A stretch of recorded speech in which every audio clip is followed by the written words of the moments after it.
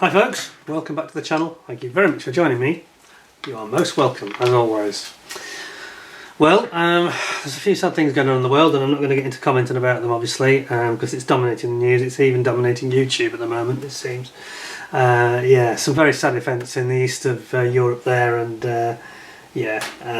hearts go out to all those people that are suffering. And I think that this is not the way I would expect in the 21st century that nations would resolve any differences they had. A bit disappointing all round, really, but a very brave population are facing a very tough time, and all best love and wishes to them. Anyway, but I thought we need, perhaps as a distraction, perhaps take our minds off the news for a change. Many of you will notice I've not been that productive in my videos just lately, but I've had this problem with my right arm, which I've still got, and it's been very painful, and it's stopped me modelling pretty much, and it stopped me from doing the videos, you know, because I'm turning and reaching. But I thought what we'd do is, rather than have some big in-depth reviews, we'd try and lighten the mood a bit, because we all need it, I know. I've got viewers and subscribers right across the world, not that many of them compared to some other YouTube channels, but I have got a big spread all over, you know, Australia and Germany and Russia and America and you name it, Argentina even, right across the globe really, New Zealand, South Africa, Europe, etc, etc, and India. So we do have a big reach, and I know a lot of people enjoy some of the stuff I do. It's a small channel, a very small channel you could argue, but I do seem to have a very loyal following, and I'm very grateful for that. And I know that the people that like these Matchbox reviews really love them. Somebody actually just wrote, just a few minutes before I started this video, I just saw a message saying that he's got a few Matchbox himself, he likes to build them. And I think he does the Revelry boxes as well as the originals. And he said, I always have a good watch of your review of each kit before I start building it, so I know what I'm letting myself in for. So it's quite funny. Anyway, I mentioned about my viewers and subscribers, not to boast, but to actually say a big thank you to them all. And quite a few of you in the last couple of months, since Christmas really, I've had quite a few people that have come forward and offer me things to review, things to look at, which I'm very open to do, you know. Always interested in looking at new subjects or variations on a theme. So I'm just going to give you a heads up today. I'm going to do a little bit of a review on this rather nice Eduard resin set that's come for the Tamiya P-38 Lightning. I've got my, instead of having the standard version, I've got out the collector's white box edition, which I thought you'd like to see. I know a lot of you've got it as well, but this Gunbay is quite something, and I saw it on eBay and I thought, wow, that looks incredible, I've got to have it, you know. So I'm going to do a review of that today, but the others that you see before you, we're not going to do today. I'm just going to give you a quick preview. Now, somebody was talking on a popular modelling forum about Matchbox March, and I thought, well, let's do, okay. The Matchbox vids I've done have been so popular. I think in total we did 5 videos, and I think I've averaged about 2,000 views per vid.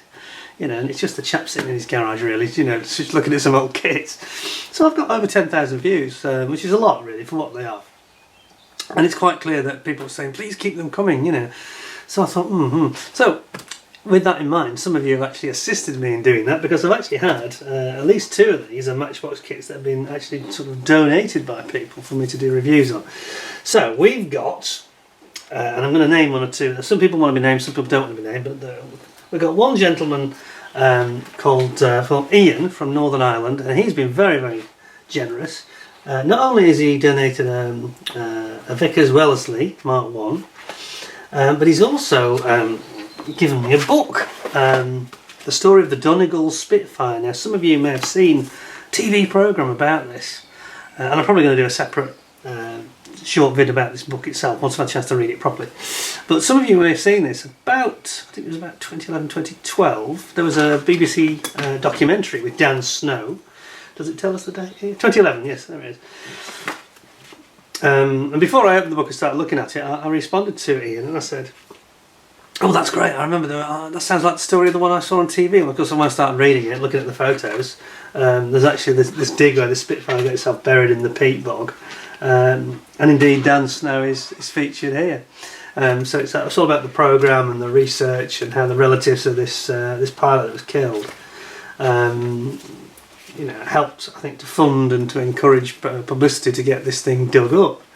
And it was, I think it's a Mark 1 Spitfire, did it tell me? I'm pretty sure it's one of the early ones. In 1940? I think it was 1940. I'm pretty sure it's a Mark 1. They certainly seem to show a Mark 1 in the picture. Very interesting subject. Very interesting indeed. Yeah. Okay, it's actually a signed copy, which I didn't realise. It's actually a signed copy. Okay. So that's really nice. Definitely worth a read. Some wonderful pictures of the artefacts and parts of the aircraft that were dug up. I think it was the British Army. I think it's the Ulster Rifles, or forgive me if you're involved in this because I haven't had time to read it yet. But yeah, the Army certainly helped out, and the people of Ulster supported the whole thing. Brilliant, very, very interesting. And when I get a chance to read it and give it a proper appraisal, I will come back and tell the story and what my view of it was. So thank you very much, Ian, in Northern Ireland. He's in County Londonderry, and unexpected gift, a bonus gift if you like. And I thought I was just going to get a Wellesley, which is a big gift of it on its own, because I never had this one. I mentioned it in one of the Matchbox chats we had. So as I say, I'm not going to do this now, but I'm going to do a couple of short vids just reviewing each one of these. So we've got the Wellesley, which is a most bizarre, ungainly looking aircraft, as we know. And I've also been given, let's see how I bumped myself, and I've also been given by a relative this time, and we've got this wonderful, another remarkable aircraft. It's the Heinkel He70F2. Now, this, I didn't get this the first time, and this is the later boxing when it was owned by Revell. Yeah, it's a Revell boxing. You can always tell because it has the green point on it, which is definitely when Revell owned them, because that was big in Germany in the early 90s. But this aeroplane, another very unusual one, which looks to me exactly like a Heinkel 111 and a Spitfire got together and had a baby. Because it's got, you know, what, Spitfire wings, it's got Heinkel 111 sort of tail and tailplane. Very interesting airplane. So again, we're going to be doing a review on that as well. I'll be doing a proper Matchbox review to go with the rest of the collection on that one. So that'll be coming up pretty soon, the next few days or weeks. The same person also gave me, and again I won't show too much now because it'll spoil it, but we've got some of the original Airfix, going back to this nostalgia thing that everybody enjoys. So this is the original Airfix, and this is when they used to put the kits in a bag, and they used to be like on a shelf hanger. They used to hang in the bag of the parts, and the instructions were this sort of shelf card here, and actually had all your details and you how to build it and your colour scheme inside. So you take the bag off, and then you'd have some, again I don't want to show you too much because it spoils it, but some fairly rudimentary instructions, it has to be said. But this was the very late 60s and very early 70s.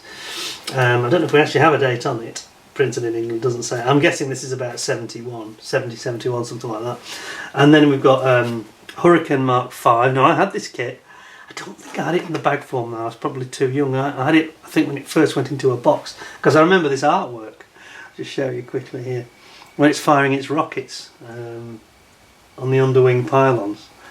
And this is the late Hurricane, which of course was replaced effectively by the Typhoon very soon after it was started being used, really. The Typhoon came out and it was a lot more powerful with its big Sabia Napier engine. But the same concept of this being a ground attack rocket firing Hurricane. So we've got that, and then we've got one of their Armour ones as well, which is the 25-pounder gun with a limber,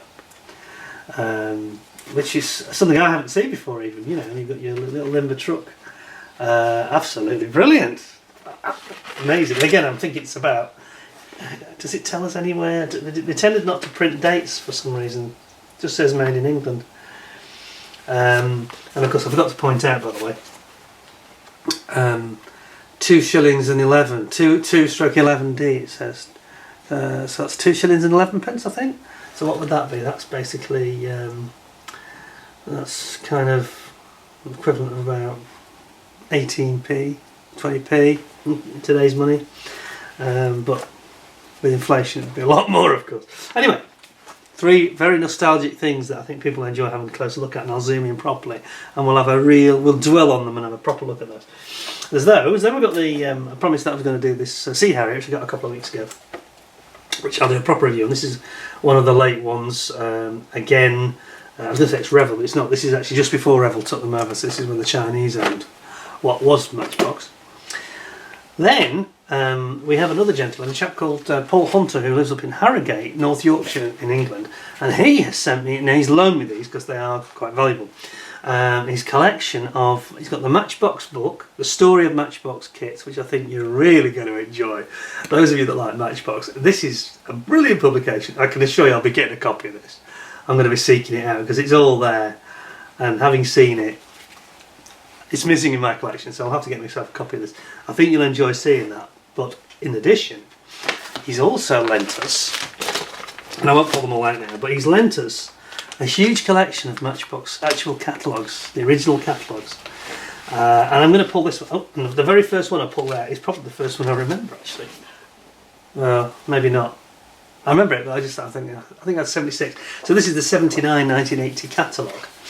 And again, I'm not going to go through it right now, but you can see the way they presented it.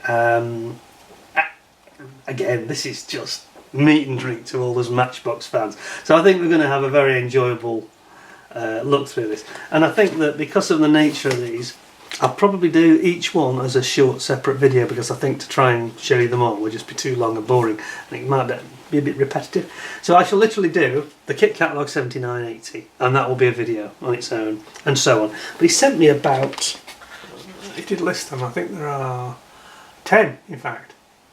10? There's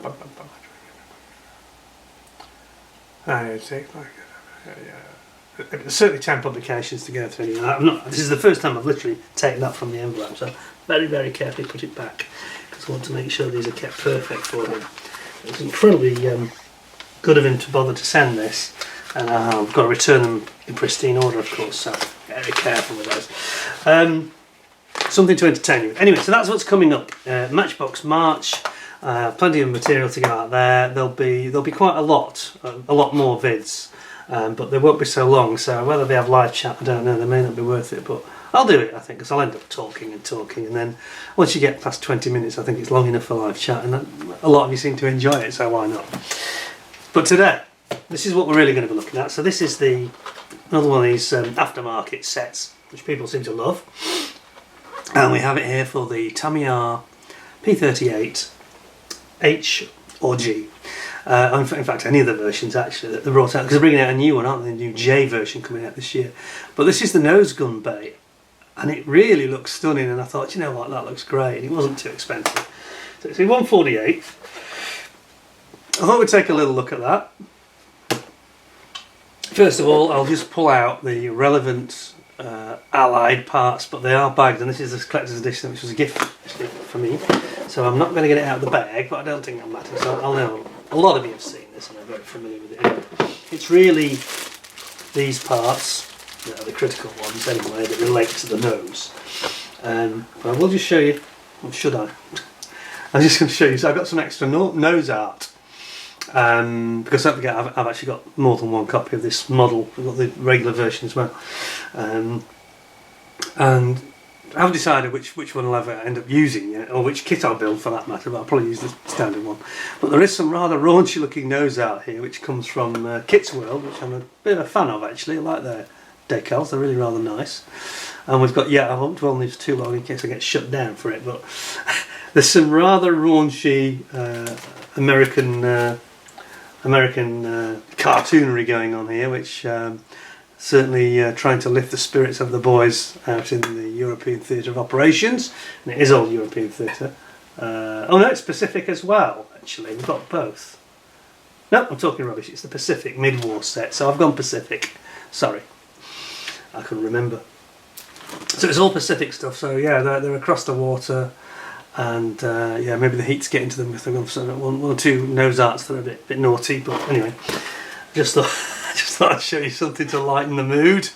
As I said, everything else you're watching on TV, internet and radio, etc. isn't going to do that right now. So I think we need a bit of a cheering up and harmless fun, isn't it really? And then we've got the kit, which we've already seen basically. So I'll put that away and we will have a look at this Eduard Resin kit and see what we make of it. Put that down gently there. So I've got this out because I know that you have to make I'm going to draw your attention to this straight away, get it out of the way. So this is obviously the main wing section. This is one of Tamiya's, I'm told by everyone who's built it. It's a wonderful kit, really nice one. Goes together like a dream, but you will have to make some mods. You're going to have to cut, I'll zoom you in. You're going to have to cut here to actually use this nose gun bay. Where you see, whoops, there. So this line here, oops, get the reflection of it. There we go. This line here that's at almost 45 degrees, thereabouts, 50, 60 degrees. That angle, you'll cut that out and you'll remove this section here. So you'll cut, say, along that line. Same on this side. He says, get to focus. There we are. Yeah, again, this slanting line, you cut there and you'll remove this whole section completely. And now once you've done that, there's also a small piece you'll have to remove. This is the underside of the nose, and this tab here, which is fairly clear, this tab, which is on the standard kit, you'll remove that tab, but the rest remains intact, but that tab will be cut off as well. And we'll get into that in a second, but it's just so you know that you will have to make a bit of a mod. To be honest, it's going to be fairly straightforward because they've almost designed it in like a template style that should make it fairly easy to remove. Actually, you've got a nice razor saw. Anyway, let's have a look at this.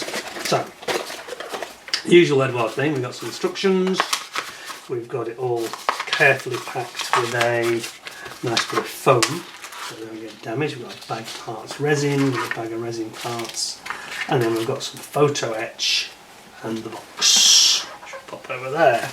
So, not a huge amount of pieces, but some of them are really nicely sculpted.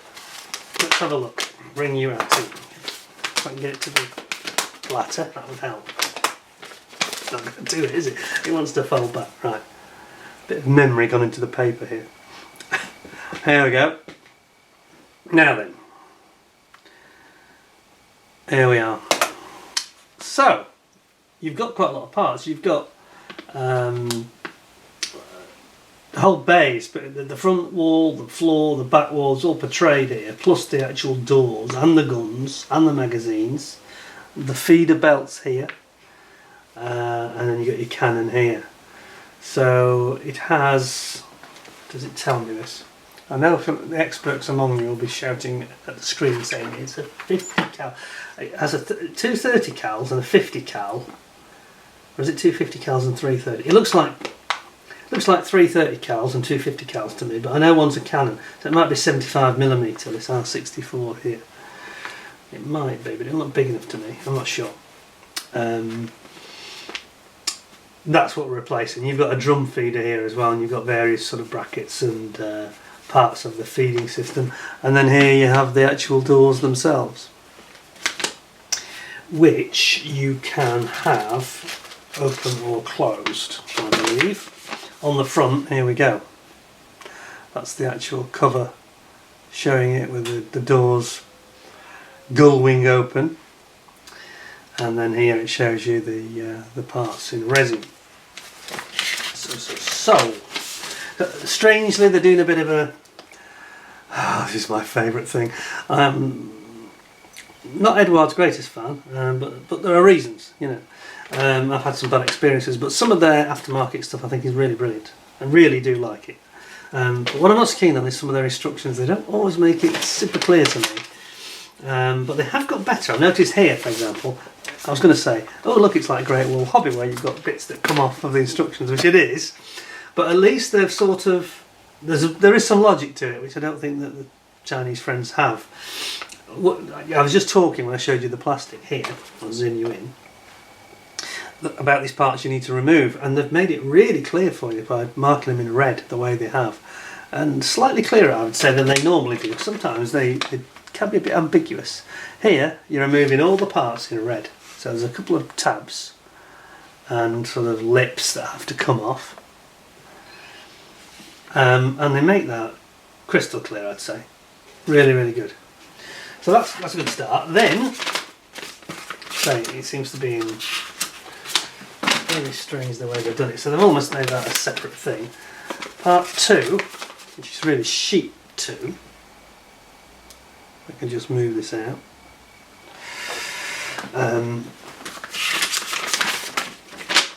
So then it starts off with the proper instructions of what you're going to be doing in this rather silly format they've done it on. Don't approve of that, to be honest, but anyway.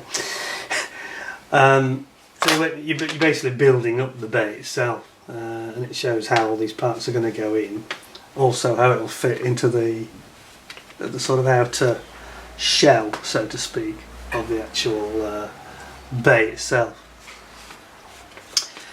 And then we've got a couple of decals going on. We've got the feeder belts coming in here, which all look very very realistic. You can see the actual bullets, and you'll see in a second the bullets look very well sculpted and visual. And then you've got your guns. It doesn't tell you much information wise about which is which.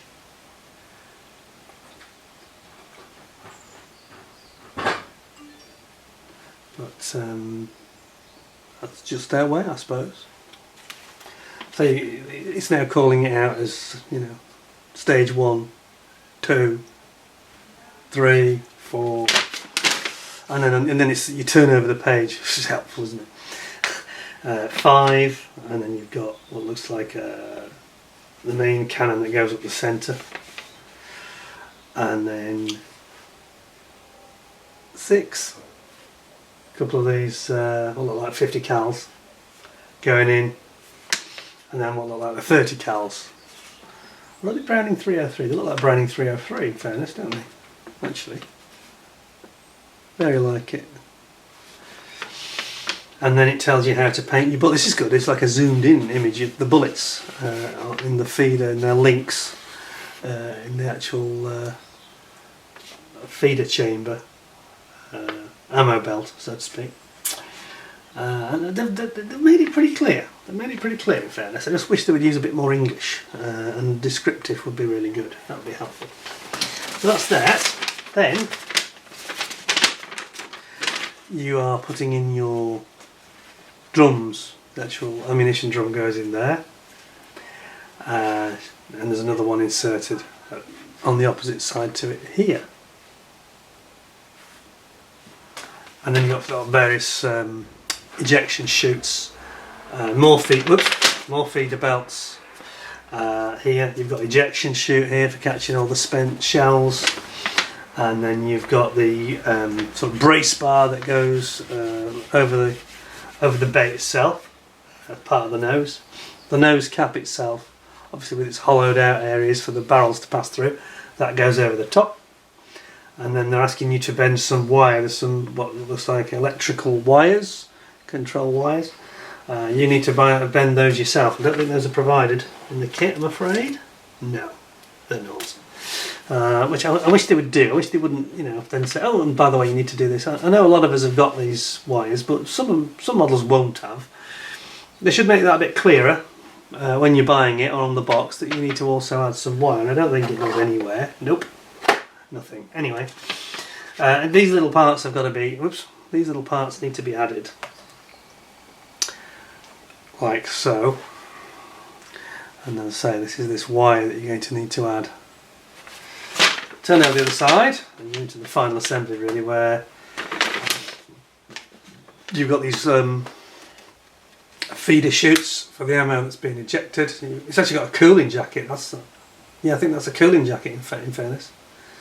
Not so much a feeder chute. It's quite a complicated setup the way it looks, but you can see that they've gone, again, there's some wire you're going to need to acquire here. What is it? 1.4 millimeter, very fine wire. 1.5 millimeter wire and 0.4 millimeter wire. So that'll have to all go in there. Then you've got the actual doors themselves, which are beautifully crafted, as you'll see in a minute. with this fancy panelling and rivets on the inside, which is beautiful. And that's the real reason you're going to go for it, I guess. And you've got the option, you can either have them open or closed, but obviously you can have them open, I think, in almost every case. And then you need to obviously use your super glue in there, and you glue them in. They've got these little tabs to help locate them. And that's what it should look like when it's finished, with the doors open. All in all, rather nice. So let's have a look at the plastic. Let's look at the resin, I mean. Let's see what we got. First of all, we have here some decals and our resin, which one day we'll get a focus on. Let's have a look at this.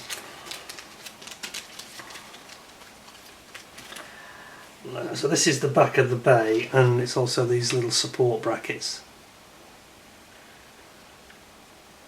That's really nice, isn't it? Very, very nice. And there's looks like some sort of control panel on the side here, which is kind of like one of their cockpit instrument type finishes. Can we see that? Get a bit closer for you. How's that? There you go. Very nice. Yeah, nice bit of resin. Photo etch, I should say. Yes, there are decals. So I'll try to get out without damaging them. It's very tricky. They've tightly bagged them in here, which is something that our friends at Eduard often do. Come on. Did you come? Coming? Yes, it is. Okay. So we have got, it's just various sort of warning stickers and connect here and all that kind of thing, power here, that sort of stuff. Very, very small. You certainly need good glasses to see them, because I can't see them now and I'm right up to them. Okay, but that's very, very nice. Then, now we've got some resin. Here we are. Let's have a look. I realise I've got my microsol over there in the background.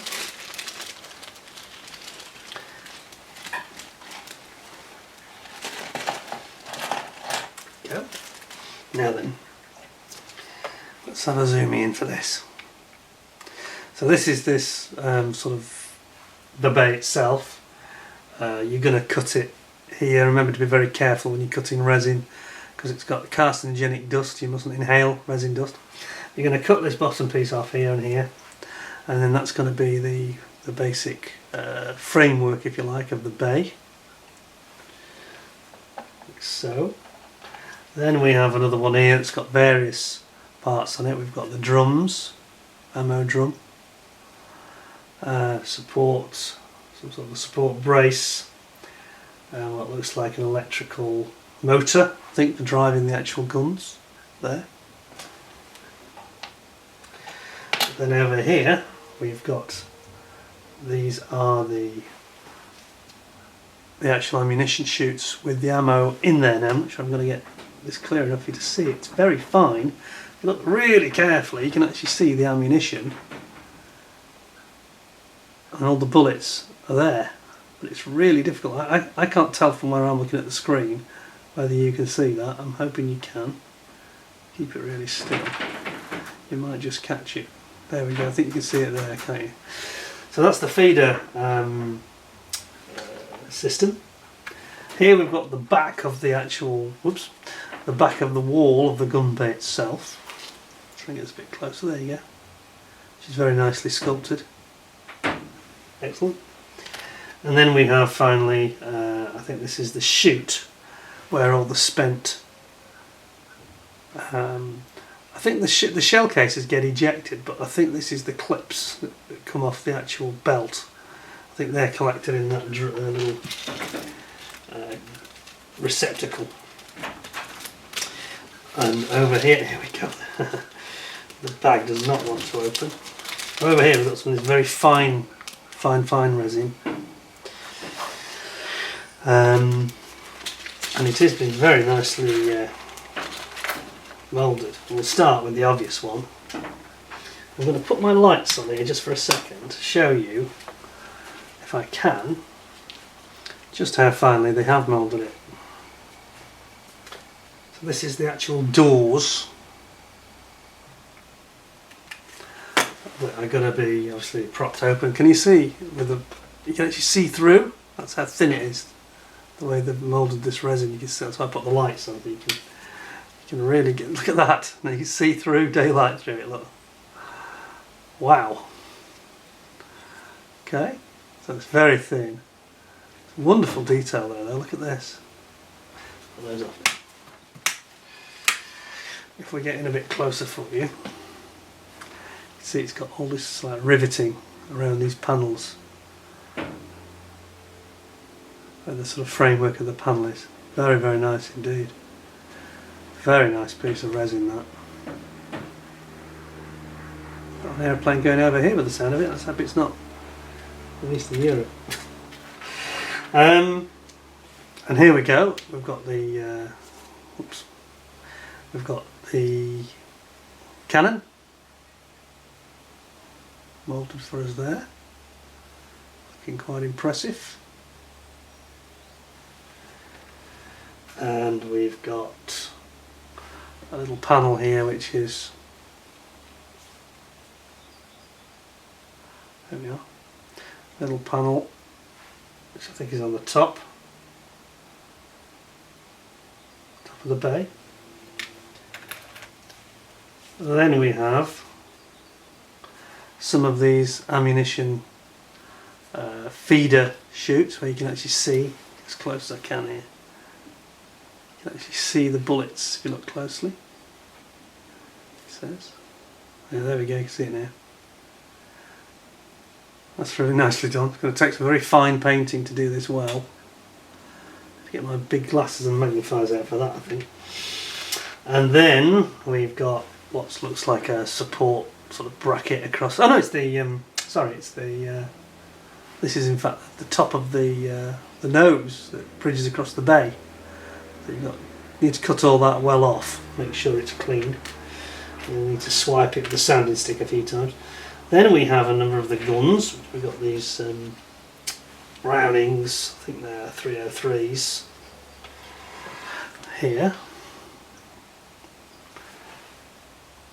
One or two of them are a little bit, not entirely straight, they need a little bit of manipulation I think.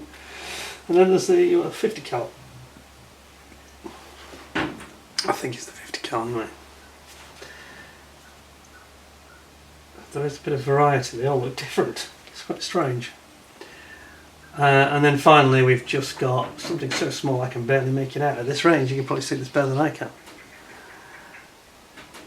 Like little brackets. There we have it. So all in all, it's quite a nice set. I've got to say, it's I think when you've painted that, you're going to get this relief from the detail that it's got, which is pretty strong, and you know the finesse of this like gun cover. When they're up, it looks so scale-like. It's very, very thin, isn't it? Very, very crisp. Quite a nice set. I have mixed results when I use these sets. Sometimes they work very well. Sometimes you can find yourself having to perform massive, major surgery to try and get them in. I don't think you'll have that with this because it looks like it's pretty much drops in once you've cut those things off. They've shown. I think it's just going to drop in fairly straightforward, you know.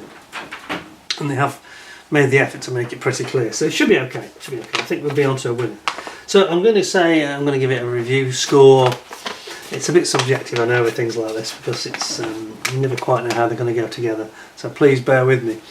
Based on what I've seen, I'm going to say sort of 9 out of 10. I think they could have maybe cleaned it up a bit more in some places for you, but it looks very, very sharp and crisp and detailed. And if you put the time in, that's going to look absolutely amazing, isn't it? With the, you know, with those doors up and watch my elbow. The doors open and the guns all exposed like that. It's going to look really nice. Not too sure about the barrels though. There's one disappointment I think in the gun barrels. They look a bit.